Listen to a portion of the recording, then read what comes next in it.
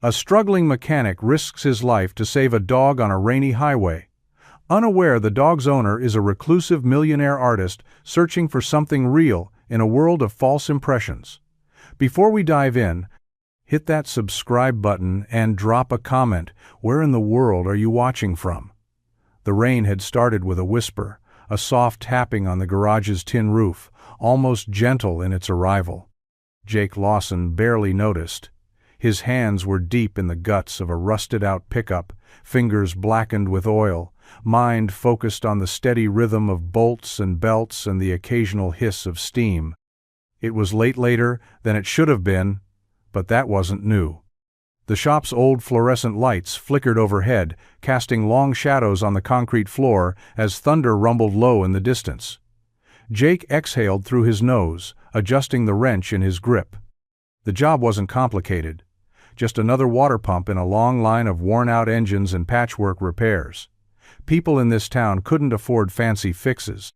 They needed their cars to last, and Jake, well, he'd always been the guy to make that happen. No flair, no fuss. Just honest work. He stood and stretched, muscles tight from hours hunched over hoods and undercarriages.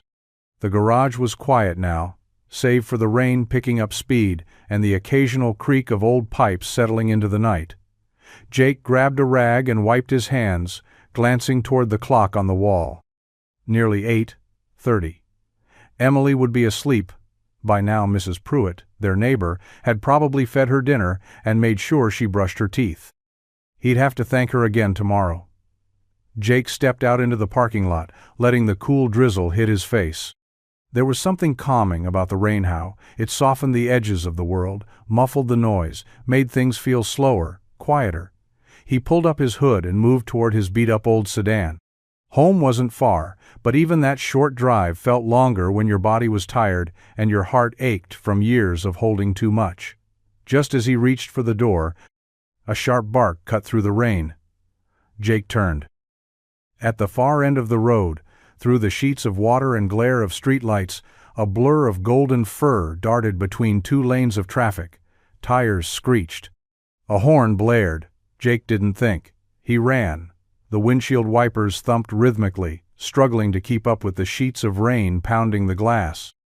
Jake squinted through the storm, the world outside little more than a blur of smeared headlights and gray silhouettes. His old sedan groaned every time it hit a pothole, the engine rattling in protest. He knew he should have changed the spark plugs 2 weeks ago, but time and money had a way of slipping through his fingers lately. He wasn't even a mile from home, thinking about whether the leftover soup in the fridge would be enough for dinner tomorrow when something golden flashed across the beam of his headlights. Jake's foot slammed the brake pedal. The tires shrieked against the wet pavement. The car fishtailed slightly before grinding to a stop.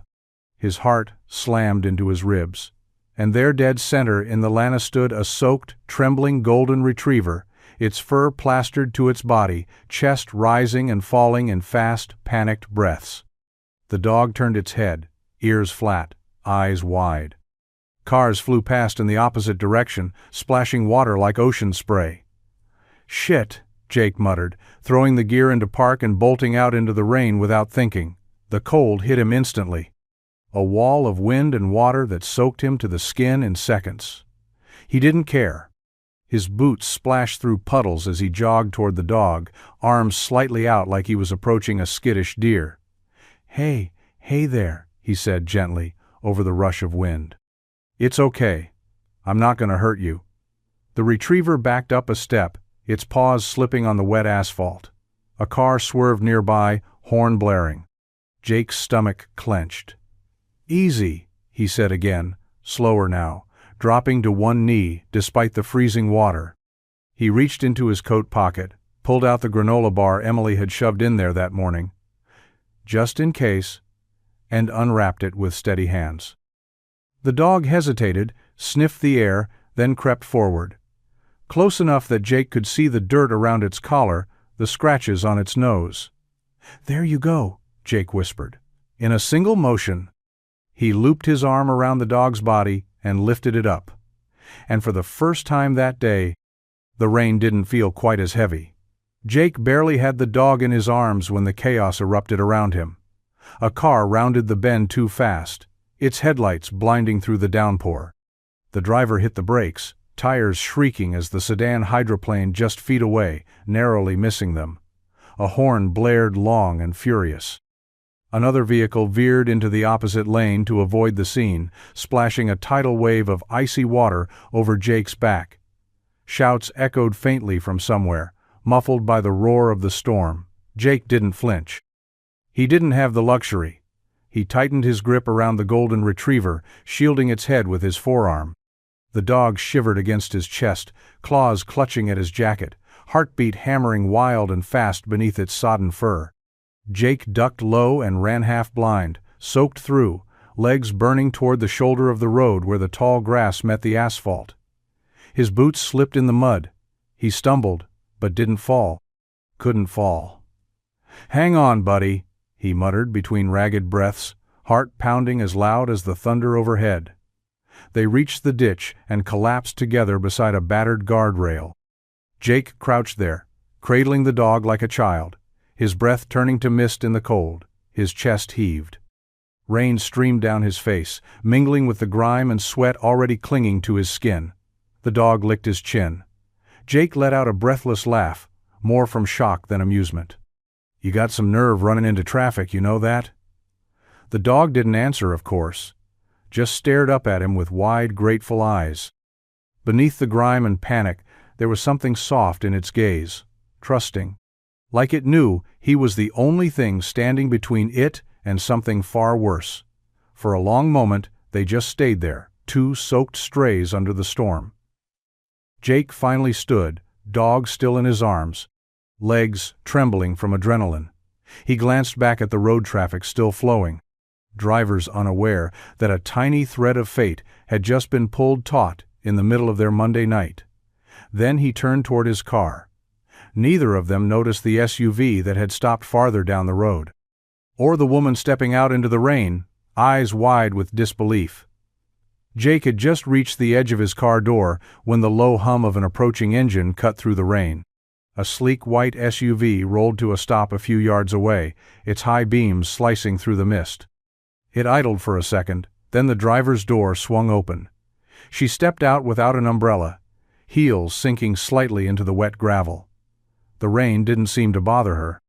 Tall, poised, and wrapped in a long wool coat that was clearly expensive and completely soaked through, she moved with urgency, shoulders tense, eyes locked on the golden retriever in Jake's arms. "Emily," she called out, her voice cracking beneath the rain. It wasn't sharp, but raw, desperate. At the sound of her voice, the dog stirred. Its ears perked, and without hesitation, it squirmed out of Jake's grasp, hitting the ground in a splash of muddy water before bounding toward her. The woman dropped to her knees, right there on the shoulder of the road, arms open wide. The dog leapt into her embrace, whining, tail wagging, licking her face like it had been gone for years instead of minutes. Jake stood still, watching. His heart was still thudding in his chest, clothes clinging to him like second skin. He'd seen people reunited before, families, friends, kids, with their pets, but this felt different. There was something in the way she held that dog. As if letting go again wasn't even an option. She buried her face in the dog's wet fur, whispering soft words he couldn't hear. Then, slowly, she looked up at him. Her eyes were striking storm gray and rimmed with worry. She stood, the dog still close to her side, and walked toward Jake. Every step she took was composed, controlled, but there was no mistaking the weight behind them. "You saved her," she said softly, almost like it was hard to believe. "I thought she was gone." Jake shrugged, suddenly unsure what to do with his hands. "Just saw her run out, couldn't leave her." The woman studied him for a long moment. "Thank you," she said, her voice catching. Jake nodded. "Anytime." But even as he said it, he knew this wasn't the kind of moment you could just walk away from.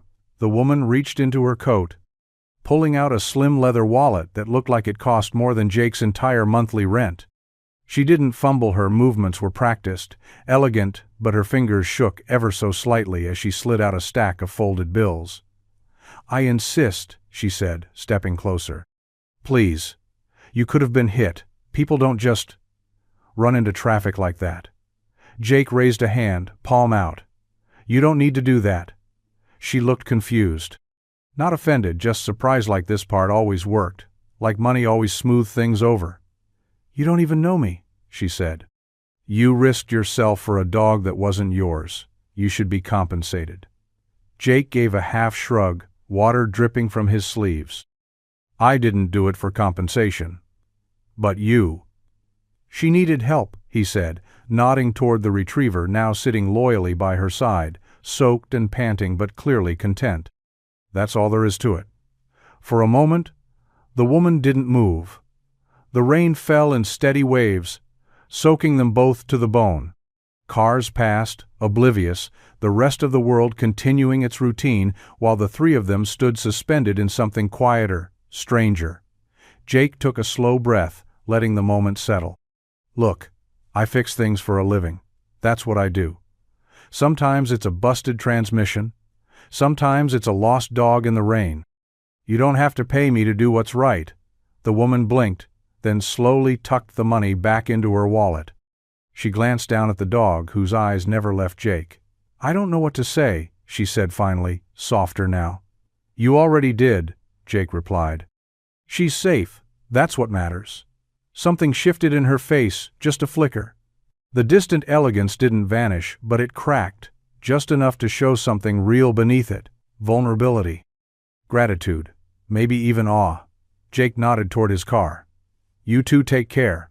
As he turned to go, he heard her voice again, barely above the rain. What's your name? He paused, hand on the car door. Jake. Jake Lawson. She smiled, almost imperceptibly. Thank you, Jake. Then he got in his car, started the engine, and drove away, leaving her and the dog behind in the rain, still watching. Jake didn't look back right away. The old sedan rumbled beneath him as he pulled back onto the slick road, windshield wipers squealing in protest. The golden retriever and her elegant owner faded in the rear-view mirror, swallowed by mist and rain. He gripped the wheel tighter than he needed to, jaw set, mind racing not with thoughts exactly, but with the residue of adrenaline. The way moments like that clung to the bones long after they passed. He should have asked her name. It hit him halfway down the hill, just past the turnoff for Elm Street. A sharp little nudge in the chest. Not regret, exactly, just unfinished. She had thanked him. Meant it, too. Her voice hadn't been polished or performative in that moment it had cracked, barely holding together. There was something underneath all that expensive wool and soft perfume, something raw. And she hadn't tried to hide it when she looked at him. Jake had seen plenty of people with money. They came through the shop now and then, travelers passing through, weekenders with lake houses. Most were impatient, always in a rush, always surprised by how slowly small towns moved. But she hadn't barked orders. She didn't even flinch when he refused the money. She'd just looked at him, like she wasn't used to being told no, but also like maybe, just maybe, she didn't mind hearing it. And then she was gone. He slowed at the corner of Maple and 6th, the light blinking yellow, casting gold onto the wet pavement. For a second, he considered turning back, just to see if she was still there, just to ask her name. But the storm was thick now, and he'd made his choice. By the time he pulled into his driveway, the rain had eased to a drizzle. The porch light glowed soft and steady. Emily's small backpack was still on the hook, her drawings from school tucked behind the screen door where Mrs. Place Pruitt always left them. Jake killed the engine and sat in silence for a beat. He didn't even know her name. But for some reason, it mattered more than he could explain. Sleep didn't come easy that night. Jake lay in the dark, one arm folded behind his head, the ceiling fan clicking softly above. The house was quiet, Emily's bedroom down the hall silent, except for the occasional rustle as she turned in her sleep. Outside, the rain had finally slowed to a steady whisper against the windows, like the storm had run out of things to say. But his mind hadn't. He stared at the ceiling, replaying it all. The screech of tires, The way the dog had bolted into the road, like it didn't care if it got hit. The horn. His feet, moving before his thoughts, caught up. Her voice. That look in her eyes. But it was the dog's eyes he couldn't stop seeing. Wide, golden brown, soulful. Not panicked.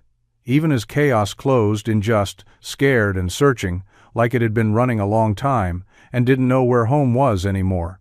It reminded him of something, though he couldn't quite put a finger on what.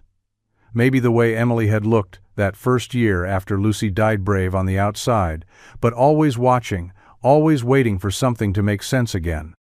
Or maybe it was how Jake sometimes saw himself in the mirror when the shop was too quiet and the weight of everything caught up to him. That quiet ache. That question no one could answer. The dog hadn't barked, hadn't growled. It had just let him scoop it up, like it already knew he was safe, like it had chosen him. Jake sighed, rubbing a hand over his face. He wasn't the kind of guy who believed in fate or signs or all that cosmic stuff. Life was nuts and bolts, bills and busted mufflers. But still, something about that dog stuck with him. The way it looked at him, the way it trusted him without hesitation. And then there was the woman, elegant, composed. But the way she dropped to her knees in the rain, the way her voice broke, that was real. That was someone whose life wasn't as picture-perfect as it looked from the outside. Jake turned over, eyes heavy but still awake. The dog's eyes followed him into his dreams. The rain hadn't reached Manhattan yet, but the clouds outside the high-rise loft windows warned it was coming. The city buzzed below, horns, sirens, voices rising and falling like a living tidebud up here, in a space filled with the scent of linseed oil and turpentine. Everything was still. Serena Vale stood barefoot in front of a blank canvas. Her studio, an expansive corner of her loft, lined with tall windows and cluttered with brushes, frames, and half-finished works, was unusually quiet.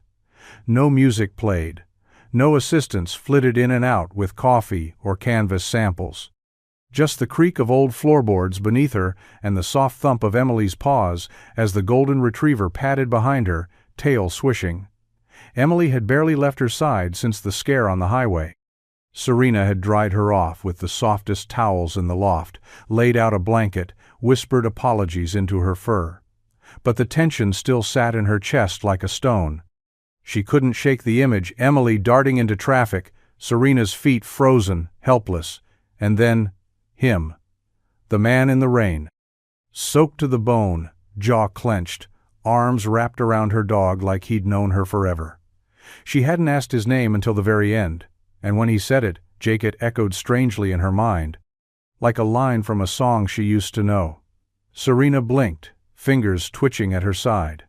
The canvas waited, blank and judgmental. She'd spent the last 6 weeks trying to begin a new series of portraits meant to capture human truth, according to the gallery's pitch, but nothing had felt honest. Nothing moved her. Until now. She dipped her brush in charcoal gray and made the first stroke strong, purposeful. A jawline, wet hair clinging to a forehead, eyes narrowed not in anger, but in focus. A man who didn't hesitate, who didn't ask questions, who ran into the storm because it was the right thing to do. She painted the way he held Emily. The way he looked at her, not like a stranger, but like someone who understood what it meant to lose something you loved. She didn't know much about Jake Lawson. But as the image took shape on the canvas, she knew one thing with certainty. This was the most honest thing she'd painted in years. The city moved around Serena as it always did, fast, loud, relentless. But she moved slower now, quieter, like something in her had been reset that night on the highway. She hadn't stopped thinking about him, Jake Lawson. The name had stuck with her like a half-remembered dream, soft around the edges but impossible to shake. She said it out loud sometimes, just to hear how it sounded. Jake. The mechanic with rain-soaked hair, calm hands, and eyes that looked like they'd seen too much and kept going anyway. She didn't know why she needed to find him. Not exactly. But the thought of letting that moment disappear, letting him disappear, sat wrong in her bones, so she started asking, not loudly, not publicly, Serena Vale wasn't someone who moved unnoticed, and she had no interest in turning him into a story or a spectacle. But quietly, carefully, she reached out to people she trusted. A friend who worked in logistics. A cousin who managed a regional dealership chain. Her gallery manager's brother, who grew up in upstate New York. The questions were simple, casual even. Do you know a small-town mechanic named Jake Lawson? Late 30s, maybe early 40s? Tall, dark hair, runs his own shop, somewhere rural. Sometimes she included the dog. He saved my golden retriever from traffic a few nights ago. Sometimes she didn't. The responses trickled in. Mostly dead ends. A few people sent back vague leads: Jake's in Ohio, a Lawson in Pennsylvania, a garage owner named Jacob in Vermont, who turned out to be 70 and retired. But she kept asking, because when she closed her eyes, she could still see him kneeling in the rain, arms wrapped around her dog, as if her safety mattered more than his own. He hadn't known who she was, hadn't asked, hadn't accepted a single dollar. Just helped, just was. Serena glanced over at the canvas again. It was nearly finished, Noah's likeness captured with startling accuracy, his expression somewhere between burden and peace. She wasn't done with the painting. Not yet. Not until she found him again. The tip came on a Thursday afternoon, tucked between a stack of emails Serena didn't care about and a lukewarm espresso she'd already forgotten she made. Subject: Re. Your mystery mechanic. Body: I think I found your guy. Jake Lawson. Owns a garage out in a town called Bridgefield. Population: tractors and one coffee shop. He fits the bill. Single dad. Locals love him. Total hero complex. Sound familiar? Serena read it 3 times. Bridgefield. The name meant nothing to her, but her pulse quickened. She clicked the link her friend had attached, an old article from the town's community blog. Nothing flashy. Just a photo of Jake standing outside his garage, with a school bus behind him, and a headline that read, "Mechanic donates time, keeps school fleet running." There he was. Same steady expression. Same broad shoulders, worn work shirt rolled at the sleeves. He wasn't smiling in the photo. Not really. But there was a warmth in his eyes that pulled at her in a way no gallery or gala ever had. Serena closed her laptop and stood up slowly. Emily, curled in the sun near the balcony door, lifted her head and wagged her tail. "Bridgefield, huh?" Serena murmured. The town wasn't far. A few hours upstate. Far enough from the spotlight, close enough for a coincidence. She couldn't call it fate, not out loud, but something about the pull in her chest told her she'd regret it if she didn't go. Of course, she didn't want to show up like herself. Not as Serena Vale, the million-dollar artist with a Manhattan loft and a face that appeared in too many magazines. That wasn't who he met that night on the roadside. That wasn't the version of her who'd knelt in the rain, begging for her dog's life back. No, she'd go quiet. No entourage, no makeup. Just a woman with car trouble and questions she hadn't figured out how to ask yet. She opened her closet, pulling out a denim jacket and a pair of old boots she hadn't worn since college. If Jake Lawson had saved her dog without knowing who she was, then maybe she needed to meet him again without knowing who she was, too. The gravel crunched beneath the tires as Serena eased the SUV into the lot. The sign above the garage read, "Lawson's Auto Repair," in hand-painted block letters, slightly faded by sun and time. The building was modest in roof, 2 garage bays, a small office with dusty windows, and a paper "Open" sign hanging slightly crooked. There were no sleek lounges, no espresso machines or polished tile floors, just honest work. Just Jake. Her pulse ticked up as she parked near the side and killed the engine. She stared through the windshield for a long beat, hands still on the wheel. Emily sat in the back seat, calm but alert, ears perked as if she too sensed something important about this place. "Okay," Serena whispered, smoothing her jacket. "You're just a woman with a sputtering engine and a few questions. No makeup, hair tied back, plain clothes." She'd rehearsed this. Stay casual. Don't oversell it. Don't slip. She opened the door and stepped out into the warm afternoon sun. The scent of oil and metal hung thick in the air, and somewhere inside, a drill whined against a stubborn bolt. The office door creaked as she pushed it open. A bell jingled overhead. From the far end of the garage, a familiar voice called out, low and steady, "Be right with you." Her heart stuttered. Moments later, Jake appeared in the doorway, wiping his hands on a rag, the same grease-streaked look he wore the night they met. He glanced up and, for a split second, his eyes narrowed like something stirred in the back of his mind, but it passed. He didn't recognize her. Not yet. "What seems to be the problem?" he asked, voice casual, but not unfriendly. Serena took a slow breath. "Engine's been cutting out. It's probably nothing, but I figured I should get it checked before it turns into something worse." Jake nodded and reached for the clipboard by the desk. "You're smart to bring it in. Pop the hood, I'll take a look." As he walked past her, focused on the task at hand, Serena glanced down at Emily through the window. The dog watched Jake intently, tail thumping against the seat. If he remembered anything, he didn't show it. But something told her he would. The hood creaked open, and steam hissed faintly as Jake leaned over the engine, brows furrowed in concentration. His hands moved with quiet precision, checking the hoses, inspecting the wiring, brushing his fingers along the battery line like he was listening to something only he could hear.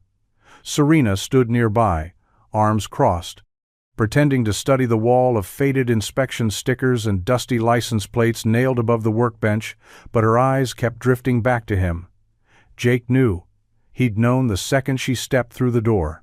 That same quiet intensity. The dog in her back seat. The way she carried herself like someone used to control but not immune to chaos. She looked different now, stripped down, low-key. But there was no mistaking her. He remembered everything. Her face, her voice. The way she'd clutched the dog in the rain, like it was the only thing holding her together. Still, he said nothing. She hadn't offered her name, and he wasn't the type to push. If she wanted to pretend they were strangers, he'd let her. For now. He glanced sideways, just for a second. She was watching him. Not impatiently, not like a woman checking her watch while her tires got rotated. She watched like she was seeing something she didn't expect, like she was studying more than his hands. He felt her gaze like a warm weight between his shoulder blades. Jake cleared his throat and straightened. "Looks like you've got a bad ignition coil. It's not major, but it could cause more issues if you let it go too long." Serena nodded slowly, like she was trying to decide if she should be relieved or disappointed. "Can you fix it?" she asked. Jake cracked a smile, small, but genuine. "Yeah, won't take long. Want to wait in the office?" She hesitated. "Actually, I don't mind hanging around here, if that's okay." Jake studied her for a beat. Most folks didn't want to sit around a garage smelling like diesel and hot metal, but she did. And for some reason that mattered more than it should have. "Sure," he said quietly. "Suit yourself." He turned back to the engine, her presence still warm at his back. He didn't ask why she'd come. He figured if she was here, she'd tell him when she was ready. The soft clink of metal against metal echoed through the garage as Jake worked beneath the open hood, sleeves rolled to his elbows, hands moving with effortless rhythm. Serena sat nearby on an overturned milk crate, legs crossed, her coat folded neatly beside her. She didn't mind the grease or the smell. In fact, there was something oddly grounding about it. Everything here felt real, untouched by performance or polish. "So," Jake said, not looking up, "what brings you to Bridgefield? Not exactly a tourist destination." Serena hesitated, watching him swap out the ignition coil. "Passing through," she said casually. "Needed a break from the city. Things get loud." He chuckled. "Yeah, they do. I went to New York once. College friend dragged me there for a concert. Too many people, too much concrete." She smiled. "What concert?" "Springsteen. 9. Guy knows how to hold a crowd." Serena's brows lifted. "The boss? I'm impressed." Jake glanced at her, a hint of mischief in his eyes. "What? I don't look like a Springsteen guy?" You look like someone who listens to whatever's playing in the background. Jake laughed. That's not wrong. Serena leaned back, resting her hands on the edge of the workbench. I'm more of a blues girl myself. Etta James, Otis Redding. Stuff you can feel in your chest. Jake nodded thoughtfully. Good taste. There was a comfortable pause, the silence filled only by the soft purr of the radio in the corner and the rustle of the wind through the garage door. Then Serena tilted her head. Favorite food? She asked. Jake didn't even pause. Grilled cheese, with tomato soup. Classic combo. You? She grinned. Fresh bread, butter. Nothing else, just that. He looked over at her. You eat just bread? Don't knock it till you've had it in a little Paris cafe at 2 in the morning with too much wine and not enough sense. Jake shook his head, a slow smile spreading. Sounds like there's a story there. There's always a story, she said, her voice softer now. And then she laughed light, effortless, real. The kind of laugh that didn't belong in a gallery opening or a press interview. It belonged here, in a garage that smelled like gasoline and memories. Jake tightened the last bolt, stealing a glance her way. He liked that sound more than he expected. The next morning brought sun-real sun for the first time in days. It filtered through the clouds in soft golden streaks, warming the pavement outside Lawson's Auto like a promise. Jake had just finished tuning up an old Civic when he heard the crunch of gravel out front. He wiped his hands on a rag and stepped out into the light. Squinting slightly, the white SUV was back. Jake raised an eyebrow as the door swung open, and Serena stepped out more casual this time. Fitted jeans, worn boots, sunglasses perched on her head. But it wasn't her that caught his eye. It was the golden retriever bounding out from the back seat, tail wagging in full-blown excitement. Emily? Jake said, startled into a grin. The dog sprinted toward him with zero hesitation, tongue out, ears flopping like she'd been waiting for this moment since the night he pulled her out of traffic. She skidded to a stop just short of him and pressed her nose into his leg, then sat back on her haunches, gazing up like he was her long-lost hero. Jake crouched down and ruffled her damp fur. Hey girl, you remember me, huh? Emily barked once, tail thumping wildly against the ground. Serena watched from the passenger side, arms folded, and a soft smile tugging at the corners of her mouth. She hasn't stopped pacing by the door since we left yesterday. I figured she earned a visit. Jake looked up at her. She's got good memory. Or good instincts, Serena replied, walking closer. She trusts people faster than I do, always has. He didn't know what to say to that, so he scratched behind Emily's ears and nodded. Well, she's welcome anytime. Serena's smile lingered.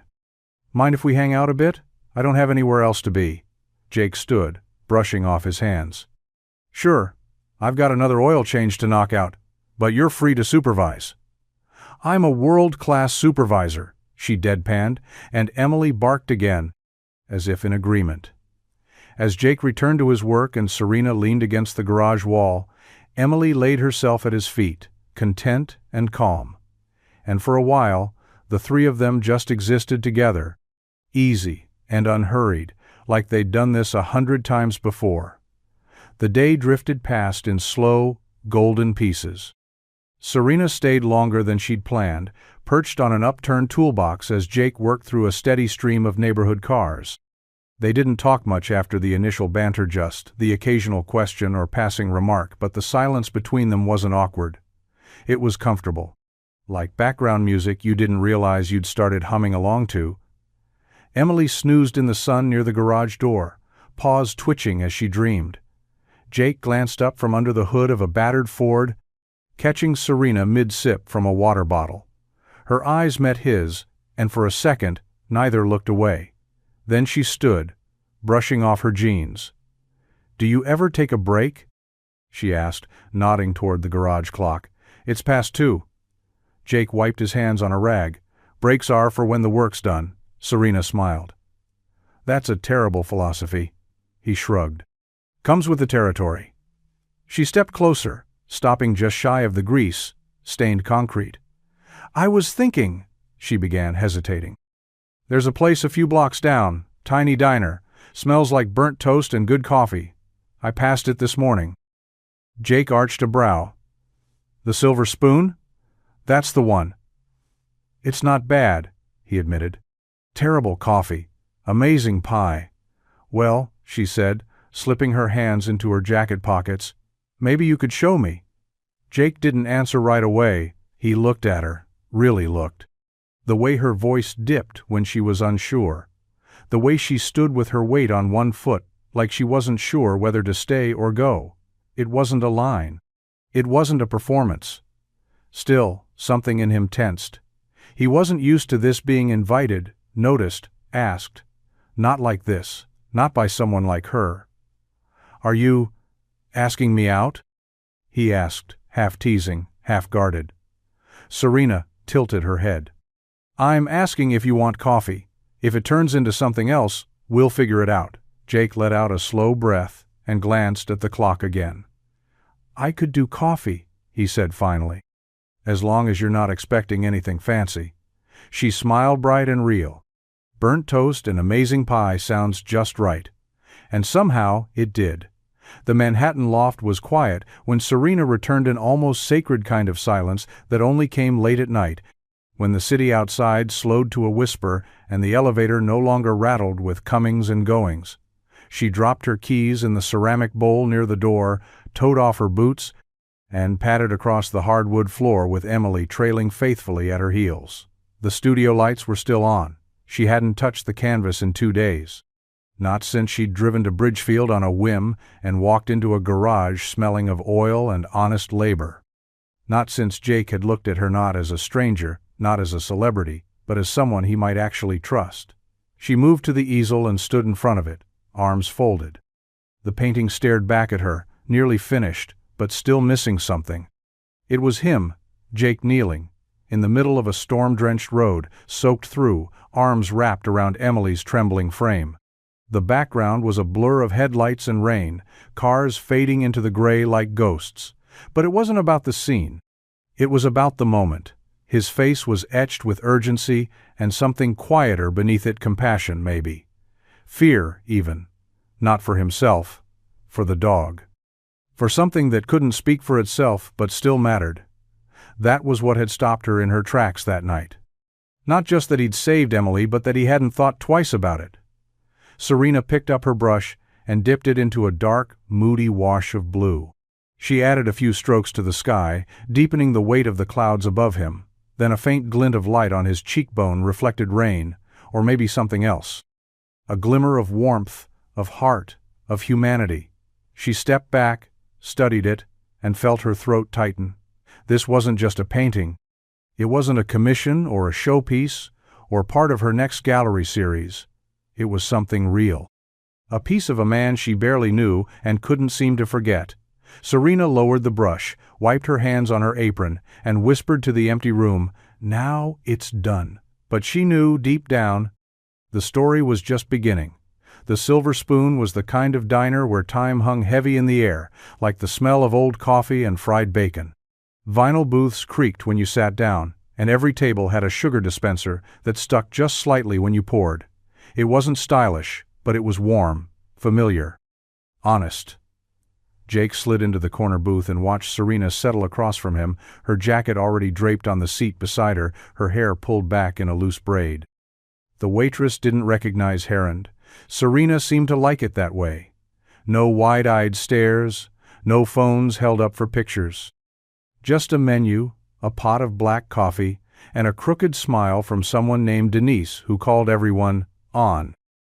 "You weren't kidding," Serena said, eyeing her mug. "This coffee could remove paint," Jake smirked. "Told you, but the pie's worth it." And it was. Cherry, thick and tart, with a crust that crumbled just right. She took one bite and raised a brow, conceding the point. The conversation started with safe things. Movies, music. The weird guy at the gas station with 3 parrots on his shoulder. But somewhere between refills and shared bites of pie, it shifted. Jake talked about the shop, how it had belonged to his dad before him, how every tool on the wall had a story. How raising Emily alone meant he rarely had time for anything beyond work and bedtime stories. Serena listened, chin resting on her hand, eyes soft. She told him about growing up in Boston, about skipping art school shows to wander through alleys taking pictures of strangers. How her first gallery show was a fluke, and everything after that had felt like trying to catch up to a version of herself she didn't quite believe in. They laughed more than either of them expected. Not the polite kind, but real, breath-stealing laughter that left their cheeks flushed and eyes bright. They lost track of the hours, the plates cleared, the diner half empty now. At one point, Serena looked up and blinked. How is it already dark? Jake glanced out the window and shook his head. Guess we got carried away. Neither of them said it, but both were thinking the same thing. They hadn't wanted it to end. The night was thick with the scent of pine and cooling asphalt as they stepped out of the diner, the last dregs of twilight fading behind the trees. Serena walked beside Jake in easy silence, her hands tucked into her jacket pockets, Emily trotting a few paces ahead on a leash that had somehow materialized from Jake's truck. The dog sniffed at everything, content in her own little world. Jake's hands were in his pockets too, his shoulders slightly hunched not from the cold, but from something older. He wasn't a man who rushed to fill silences, but tonight felt different. The laughter from the diner still hung between them, and something about the way Serena looked at him like she wasn't trying to fix him, just see him made the words start to rise. "My dad built the garage," he said quietly, eyes on the sidewalk. "Started it in the 70s, ran it until he got sick." Serena turned her head toward him, not interrupting. "I was going to leave, you know," he said with a short laugh. "After high school, I had this idea I'd go to Chicago, study engineering, maybe design cars instead of fixing other people's. But then my mom got sick, then Dad. Then Emily came along." He paused, kicking a pebble into the gutter. "Life has a way of changing the map on you. One minute you've got a plan. The next, you're 22, your parents are gone, and there's a baby in the house who calls you Daddy even though she doesn't understand why her real one isn't around anymore." Serena's breath caught. She hadn't expected that, not the softness in his voice or the weight behind it. Jake glanced at her, half apologetic. "Sorry, that's probably more than you wanted to hear." "No," she said, shaking her head. "That's exactly what I wanted to hear." He gave her a small, grateful smile, then looked back toward the darkened street. "The shop's not flashy, but it's honest. I guess I thought if I couldn't chase the big dreams, I could at least build something steady, something that didn't break the way people do." They walked in silence for a beat, their steps in sync, and in that quiet space between words, Serena reached out and gently slipped her hand into his. Jake didn't let go. The city felt like another planet. Jake had been to Manhattan once before briefly, back when he was younger, and thought fast places meant better lives. But nothing about this visit felt rushed. Serena didn't bring him to the glitzy parts. No champagne parties, no sweeping rooftop views, just a quiet elevator, a quiet hallway, and a key that clicked into a weathered lock. Her loft was warm in the way few big spaces were exposed brick walls, tall windows with sheer white curtains that danced in the breeze, and a faint smell of lavender and oil paint in the air. The floor creaked softly beneath their steps, and the walls were dotted with artwork in various stages of becoming. Jake looked around, taking it in slowly. "This is where the magic happens?" Serena chuckled, brushing a strand of hair from her face. "Sometimes. Sometimes it's just where I stare at a blank canvas and question every decision I've ever made." He wandered deeper in, hands tucked into his jacket pockets, eyes scanning the canvases, abstracts, portraits. A piece that looked like grief and color had collided in the same breath, and then he stopped. In the far corner, beneath a high window, stood an easel, and on it a painting he hadn't expected to see. It was him. Kneeling in the rain, soaked to the bone, arms wrapped around Emily. The chaos of headlights blurred behind him. The storm streaked in every brushstroke, and his face, not heroic, Not proud. Just tired. Focused. Human. He didn't say anything at first. Just stared, breath caught somewhere in his chest. Serena stepped beside him. "I painted it the night after I found you." Jake finally turned toward her, eyes searching. "Why?" "Because I couldn't stop seeing it," she said quietly. "Not just what you did, but why you did it. That kind of kindness, it doesn't come with conditions. It's rare. And rare things deserve to be seen." He looked back at the painting, still stunned. "You didn't even know me." "I didn't have to," she said. And somehow, in that quiet studio far above the city noise, Jake felt more seen than he ever had in his life. The silence in the studio had shifted. Jake stood a few steps back from the painting now, his jaw tight, hands clenched loosely at his sides. The image on the canvas hadn't changed, but something in him had. The weight of it pressed in, not just the art, but the revelation behind it. Not just that Serena had painted him, but that she had known who he was all along. He turned to her, voice low but sharp at the edges. "Why didn't you tell me who you were?" Serena froze, surprise flashing across her face. "Tu didn't think it mattered." "It matters," he said, the words clipped, not angry, but wounded. "You show up at my garage pretending you're just passing through. No last name, no hints, just questions and smiles like it's all casual." "I wasn't pretending," she said quickly. "I just didn't want you to look at me the way everyone else does. Like the artist, the name, the money. I didn't want that to be what you saw." Jake let out a short, bitter laugh. "Right. So you let me talk like I was just some mechanic patching up your ignition, while you already knew what you were going to do: paint me, hang me in a gallery, sell me to the highest bidder?" Her eyes widened. "No, God, no, that's not what this is. That painting shit's not for sale. I never meant to exploit anything. I painted it because that moment meant something. To me, to Emily." Jake looked away, his throat tight. "You should have told me." "I was scared," she admitted, softer now. "Scared you'd shut down, that you'd think I was there to collect a story, not to understand it." He didn't answer right away. The trust they'd built, the late-night walks, the diner laughs, the quiet moments suddenly felt fragile. Like a bridge she hadn't meant to burn, but had scorched anyway. Finally, he met her eyes. "I don't need people to understand me, I just need them to be honest." Serena swallowed hard. "I was honest, just not at the beginning." Jake nodded slowly, his face unreadable.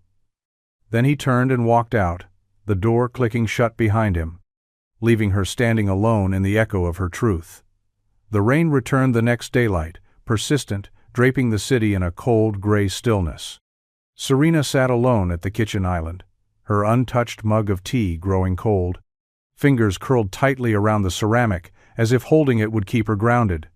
She hadn't slept, not really. Every time she closed her eyes, she saw the look on Jake's face, surprised, hurt, betrayed. And worse than his silence had been his eyes, not angry, just disappointed. It carved deeper than anything he could have said. Emily padded in from the living room and nudged her knee with a soft whine. Serena reached down, running a hand through her fur, grateful for the one creature who didn't look at her differently. She didn't know where to start, but she knew she had to try.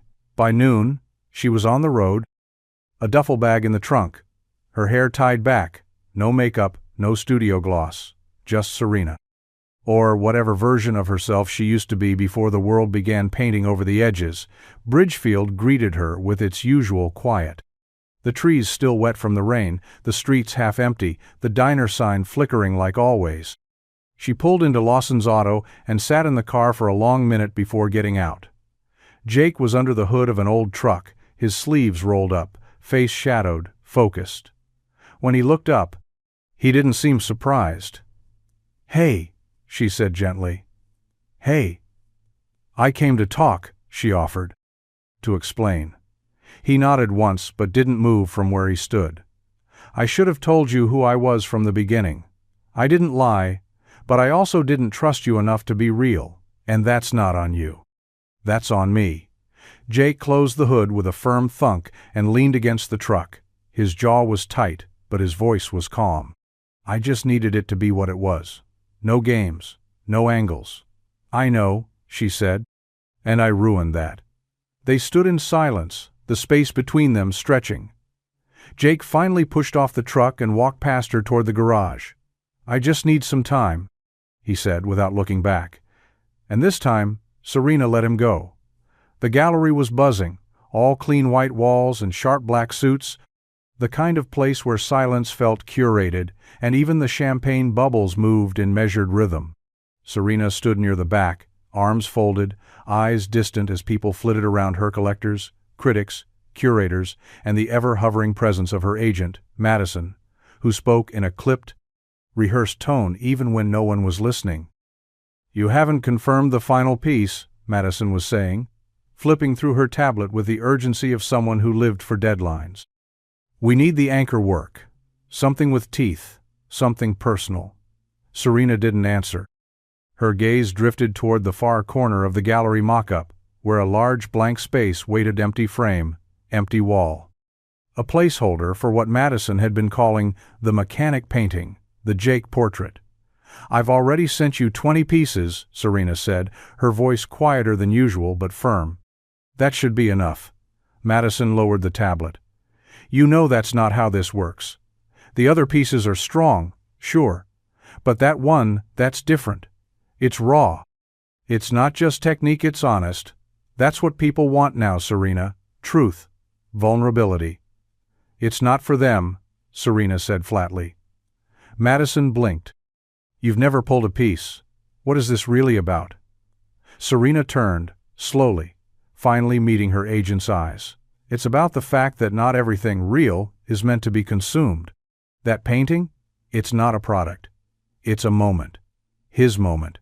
And I don't need a room full of strangers clapping for something they don't understand." A beat of silence passed. Madison shifted her weight, adjusting her tone. "Serena, this is the New York showcase. This is the one that changes everything. You hang that piece, and we're talking front-page coverage? Major press." I said no. The words cut cleanly through the room. Madison opened her mouth, then closed it again, reading the finality in Serena's posture. Serena turned away, her heels clicking softly against the polished floor, the sound swallowed by the weight of 1,000 expectations she no longer cared to carry.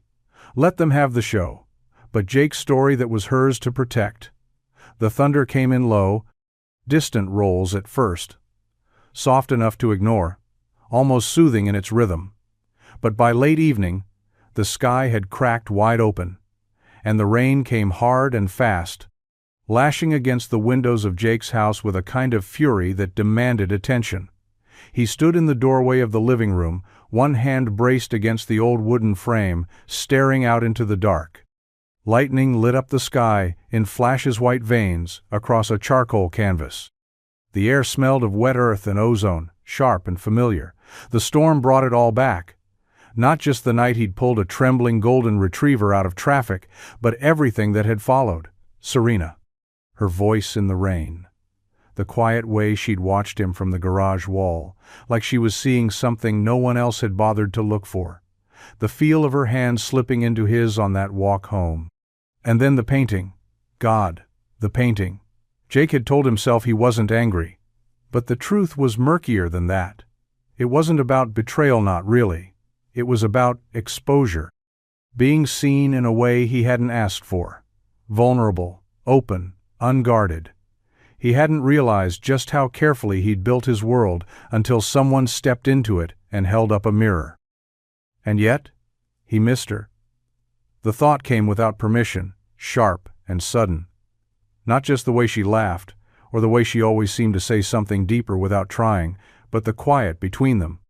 How it didn't have to be filled, how it just was. Emily padded over to him, tail swishing gently. She pressed her nose to his leg, then sat at his feet like she always did when she sensed something was wrong. He looked down at her, the same dog that had started all of this, and let out a slow breath. "It's just a storm," he murmured. But he knew it wasn't. Not really. The storm outside was weather. The one inside him was something else, entirely something unfinished, something that wouldn't let go. The attic smelled like dust and old wood, the kind of scent that clung to memory more than clothes. Jake hadn't been up there in years, not since before Emily was born, not since before the house felt like something he had to hold together with both hands. The storm had knocked the power out, and with nothing else to do, he'd climbed the stairs on instinct more than purpose, flashlight in hand, its beam slicing through the shadows like a searchlight. The boxes were just where he remembered, them stacked beneath a faded quilt, the corners sagging from time and humidity. He moved slowly, lifting lids, brushing off layers of forgotten years, tools, old photo albums, his mother's recipe cards. Then, near the bottom of one box, marked, "Dad, Personal," he found them. Letters, dozens of them. Yellowed envelopes with creases like crow's feet, each one written in his father's unmistakable scrawl-tight, neat, careful. Some were addressed to his mother, some had no names at all. Just thoughts. Jake sat down cross-legged, the floor creaking beneath him, and opened the first. September 17th, 1984. Sometimes I think people don't come into the garage because their cars are broken. Sometimes they just want to be seen, heard, fixed in the places no one talks about. Another. You ever notice how an engine always gives a warning before it fails? A rattle, a hiss, a flicker on the dash. People do the same thing. Most just don't know how to look for the signs. And another. Love's not about getting it right. It's about showing up anyway. About putting your hands in the mess and choosing it. Over and over. Jake read until his eyes blurred. Until the storm faded into a soft patter on the roof. Then he found one near the bottom, folded in thirds, more worn than the rest. Jake, if you ever find this, it means I didn't get to say everything I wanted. So here's the short version. Love big. Risk more. And don't let fear keep you from someone who sees you. Sometimes, a broken-down engine fixes more than just itself. Sometimes it fixes a heart. Jake swallowed hard, blinking against the burn in his eyes. Maybe he hadn't been as lost as he thought. Maybe it was time to go back. The morning air was crisp. The kind that hinted at autumn, even though summer hadn't officially let go. Bridgefield was quiet, still stretching awake, and the hum of birdsong was the only soundtrack as Serena walked down the narrow road toward Lawson's auto, thermos in one hand, the other shoved deep into her coat pocket. She hadn't brought the SUV. No dramatic re-entrance, no engine trouble to hide behind.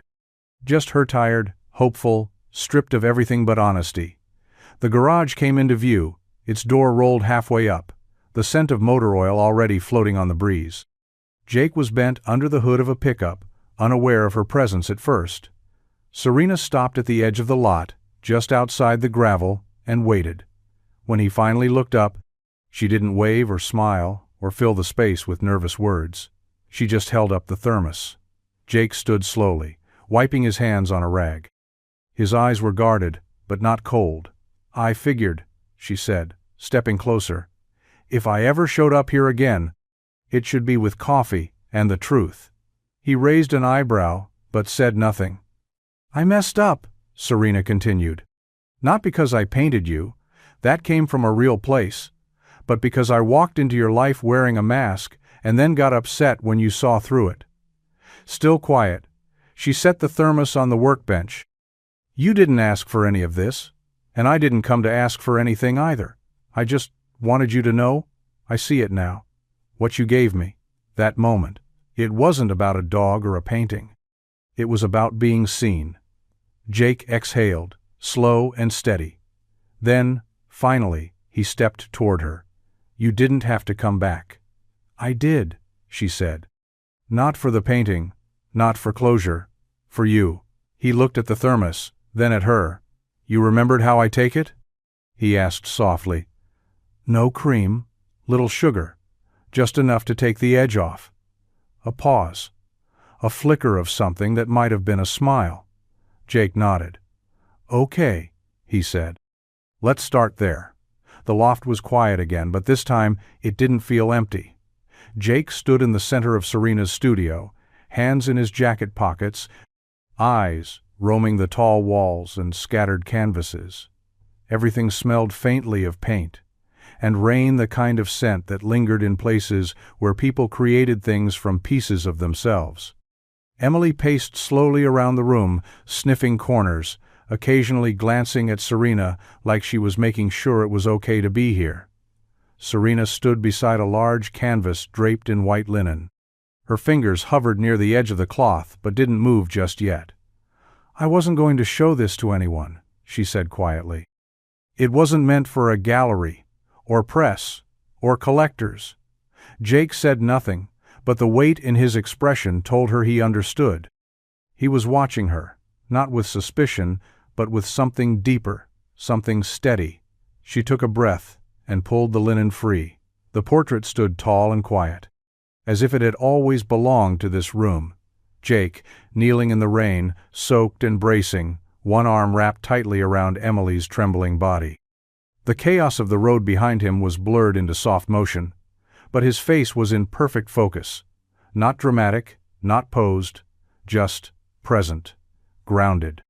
His eyes were tired, but full of something unspoken: resolve, tenderness, the kind of quiet strength that doesn't need to announce itself. "This is how I saw you," Serena said, her voice just above a whisper. "That moment, it mattered to me." Jake stepped closer, eyes locked on the painting. He didn't speak for a long time, just stood there, hands still in his pockets, staring at a version of himself he wasn't sure he'd ever seen before. "You got the rain right," he finally said, his voice thick. "That was the loudest part." Serena smiled faintly. "I wasn't painting the rain." He looked at her then, the words sinking in, quiet and undeniable. She took a small step closer. "I'm not asking for anything, Jake. I just wanted you to have this. You changed something in me that night. This is how I remember it, how I'll always remember it." He nodded slowly, eyes returning to the canvas. "It's me," he said softly. "But it's more than that." "It's the truth," she replied. And in that stillness, something between them settled back into placebo, longer, broken, but transformed. It started slow, like everything with Jake did. No dramatic speeches, no sweeping declarations. Just a quiet moment in Serena's studio, two people standing in the glow of something real, letting silence do what words couldn't. Jake didn't say the word forgive, but she saw it in the way his shoulders eased, in the way he looked at her and didn't look away. The next day, he showed up at her hotel with coffee. "Figured you might be tired of loft brew," he said, handing her a cup without fanfare. She smiled. "Depends. Did you put in just enough sugar to take the edge off?" He didn't answer. He just started walking, and so they walked through the heart of Bridgefield, side by side, past the diner, past the hardware store, past the kids riding bikes down cracked sidewalks. Emily trotted ahead of them, tail high and happy, greeting every dog and stranger like she belonged there. Maybe she did. People looked. Of course they did. Serena Valethi. Serena Vale wasn't the kind of woman this town saw twice, let alone strolling Main Street in jeans and a borrowed flannel. Holding coffee and laughing at something, Jake muttered under his breath. Heads turned behind shop windows. A few folks nodded, some whispered. One teenager took a not-so-subtle picture with his phone. Jake noticed, but he didn't slow down. "I forgot what it's like," Serena said, watching a woman elbow her husband and nod in their direction. "What?" "To be seen like this. Not in a headline. Just as a person." Jake glanced over at her, the corners of his mouth lifting. Bridgefield's not great at subtlety, but it is good at showing its heart. They walked past the old movie theater, its marquee missing letters, the same film playing for the third week in a row. Jake pointed at it. "You ever seen Casablanca?" Serena grinned. "Only 100 times." "Good," he said. "They've got a popcorn machine that works half the time. Might be a gamble." "Worth it," she replied. They walked on, unhurried. The stares continued, but neither of them cared. When art met real life, it turned out, it looked a lot like this. Two people with weathered pasts, an open road ahead, and no need for anything more than each other's presence. The gallery buzzed with anticipation. The walls gleamed white under soft lighting, and glasses of champagne clinked as New York's art elite circled the room like slow-moving satellites. Critics, collectors, journalists, all of them, drawn by the promise of Serena Vale's latest work. A return to form, they called it, a new era of emotional realism. What none of them knew was that the anchor of it all, the centerpiece painting whispered about in teasers and press previews, came with one condition: Jake had to be there. At first he'd said no. Of course he had. "I don't belong in rooms like that," he'd muttered, brushing his hand through his hair as they sat on her couch 2 nights earlier. "I'm not some symbol." "You're not a symbol," Serena had replied gently. "You're a person. That's why the painting matters. That's why I want you there, not the idea of you, just you." So now, here he was, hair combed, shirt tucked, a jacket that didn't quite hide the grease stain on his wrist from fixing a neighbor's carburetor that morning. He stood just inside the gallery doors, stiff at first, eyes scanning the space with the same quiet observation he used when looking under a car hood. And then he saw it. The painting hung in the center of the far wall, framed in nothing but simple black wood. "Jake in the Rain," the critics would later call it. Serena had titled it "Steady Hands." Guests surrounded it, murmuring softly, trying to name what it was they were feeling. Jake didn't move until Serena appeared beside him, radiant in a charcoal dress that somehow made her look softer, not smaller. Her hand slipped into his. "You okay?" she asked. He nodded slowly. "Yeah, I am." They approached the painting together, and a hush fell around them. People glanced, whispered. A few recognized Jake from the rumors, the magazine blurb, the behind-the-scenes leak Serena had never confirmed, but none of that mattered. Jake stared at his painted self, rain pouring down, arms wrapped around a frightened dog, and for the first time, he didn't feel exposed. He felt honored. The reviews came faster than Serena had expected, faster than Jake could brace himself for. By the next morning, the painting was everywhere. "Steady Hands," they called it, raw, unfiltered. A moment of stillness in a chaotic world. Vale's most personal and transcendent work to date. A masterpiece of humanity hiding in plain sight. Art blogs, newspapers, morning shows. Critics dissected every brushstroke, waxed poetic about composition and emotional texture, debated the meaning of the rain. But none of them talked about what really mattered: the man in the painting. The quiet reason it existed in the first place. Jake stood in Serena's loft, coffee in hand, thumbing through a thick magazine that had landed on her doorstep that morning. His face stared back at him from a 2-page spread. He didn't look like a hero. He looked tired, focused, real. He let out a breath and handed it back to her. "It's a lot." "I know. They're making it bigger than it is." "Maybe," Serena said, watching him carefully.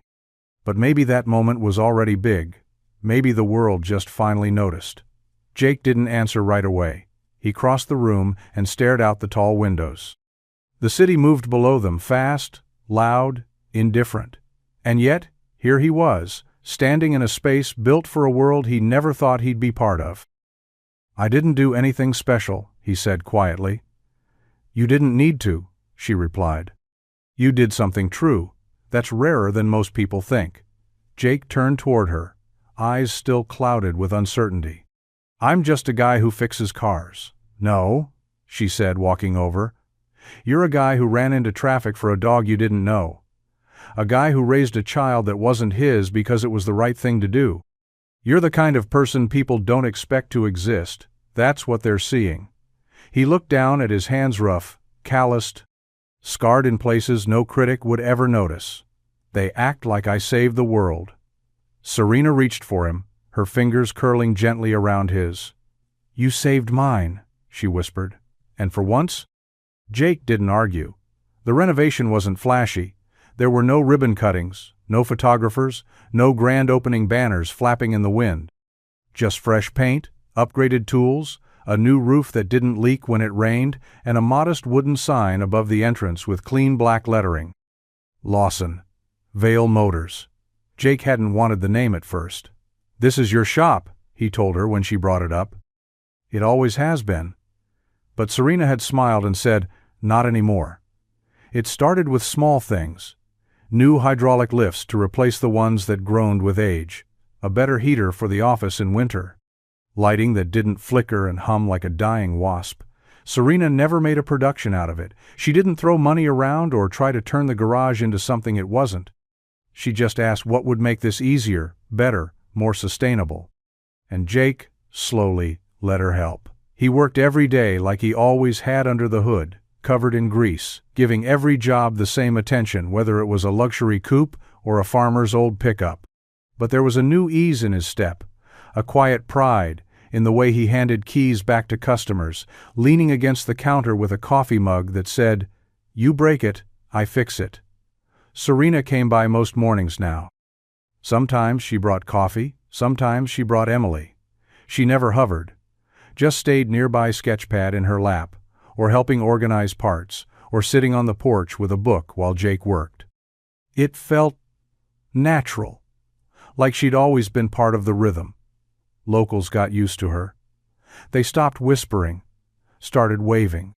One afternoon, Old Man Keller brought her a jar of homemade peach jam and said, "Didn't figure a woman like you for garage folk. Glad I was wrong." Jake had chuckled for a full 5 minutes after that. On the day the new sign went up, Serena stood beside him in the soft morning light, watching the paint dry. "You sure about the name?" she asked, gently teasing. Jake nodded. "Yeah, you helped build it." He didn't say "this is yours too," but she heard it in the quiet between them. And she believed him. Emily had a rhythm all her own now. In the mornings, she rode with Serena to the studio, her head poking out the passenger window, ears flapping in the wind. She'd trot into the loft like she owned the place, tail wagging, doing a quick loop around the room before settling in her usual sunspot by the window, watching the city stir to life below. By midday, she was back in Jake's truck, her paws on the dash as they cruised down the highway toward Bridgefield. She'd hop out the moment they reached the garage, darting past customers and straight through the open bay door to her spot near the workbench, a repurposed dog bed with a squeaky wrench-shaped toy Serena had picked out just because she thought it was funny. "She's got a better commute than I do," Jake grumbled once, and Serena just smiled. But Emily didn't care about the studio or the garage. She cared about them. She moved easily between their lives, between the paint and the tools, the noise and the stillness. At the loft, she curled up beside Serena while she sketched. At the shop, she watched Jake work, occasionally pawing at him when she wanted attention or a bite of his sandwich. She had become more than a pet. She was a thread, a quiet connection that reminded them where it all began. "She's basically running our schedule now," Serena joked one afternoon, brushing dog hair off her jeans as Emily lay stretched across the office couch. Jake glanced over from under a lifted SUV. "Not a bad boss." Emily thumped her tail in agreement. People started to notice. Customers who came to the garage would bring treats. Visitors to Serena's loft often stopped to take pictures, calling her the dog from the painting. But fame never fazed Emily. She wanted only the people who mattered, the ones who had been there in the rain, the ones who still showed up every day. At night, she curled between them on the couch, one paw on Jake's knee, her head resting against Serena's leg. 2 worlds, 1 dog. And somehow, it all fit. The light was golden, the kind that only came at the end of a long, honest day. It spilled through the open garage doors in slow, lazy waves, casting a warm hue over the workbench, the shelves lined with tools, the dust dancing in the air like it had nowhere else to be. Serena sat on a stool just outside the bay, her easel propped in front of her, brush balanced between her fingers. She hadn't said much in the past hour. She didn't need to. Jake was nearby, tightening a bolt on an old Harley someone had left for repair, whistling under his breath. Emily lay sprawled at his feet, a grease rag for a pillow and a small fleck of paint on her nose from earlier. The canvas in front of Serena was nearly complete. It wasn't like the others. There was no intensity, no drama. Just a moment quiet, lived in, true. Jake, in his usual work shirt, crouched next to Emily, his hand resting on her back. Serena herself was in the frame too, leaning against the doorway, a cup of coffee in hand, eyes soft with something between peace and belonging. The light of the setting sun wrapped them all in amber, as if the world had paused just to hold them still. She added one last stroke, just a glimmer of orange, where the sunlight hit Jake's shoulder, and then leaned back. "That's it," she whispered, not to anyone, not for approval, just the truth. Jake looked over, wiping his hands on a rag. "Done?" She nodded. "Yeah, this one's not for the world." He walked over and stood behind her, looking at the canvas. For a long moment, he didn't say anything. Then his hand settled gently on her shoulder. "It looks like home." Serena smiled without looking away from the painting. "It is home." Emily let out a sleepy huff, shifting her weight without opening her eyes. Outside, the sky deepened to a dusky violet. Inside, the air held the quiet contentment of something finished, not because it was over, but because it had finally become what it was always meant to be. No gallery walls, no critics. Just them.